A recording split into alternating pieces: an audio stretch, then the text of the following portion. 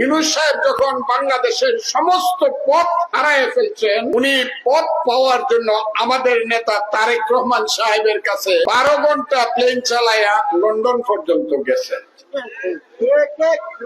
এবং বলছেন আমাকে একটু কথা বলার সুযোগ দেন। এই 15 দিন আগেও যে ইউনূস সাহেব 6 দিন পর্যন্ত বিএনপি সময় চাওয়ার পরেও 1 ঘন্টা সময় দেয় নাই, এখন উনি লন্ডন 12 ঘন্টা ফ্লাইট চালায় বা 10 ঘন্টা ফ্লাইট চালায়, বিমান চালায় গেছে আমাদের নেতার সাথে কথা বলার জন্য। সেই কথাটা হবে আগামী শুক্রবার।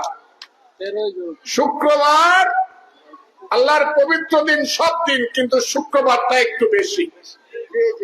আমি আশা করব ইউনূস সাহেব সৎভাবে সত্যভাবে কথা বলবেন আমাদের নেতার সাথে, এবং আমি জানি আমাদের নেতার সেই অভিজ্ঞতা, আমাদের নেতা তারেক রহমানের সেই যোগ্যতা, বাংলাদেশ চালানোর ব্যাপারে তার সমস্ত ক্ষমতা আছে আমি জানি।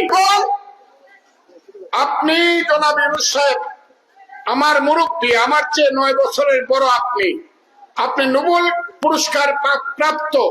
আমি আশা করব তারেক রহমান সাহেবের সাথে আলোচনার মধ্য দিয়ে এই দেশকে আপনারা রক্ষা করবেন।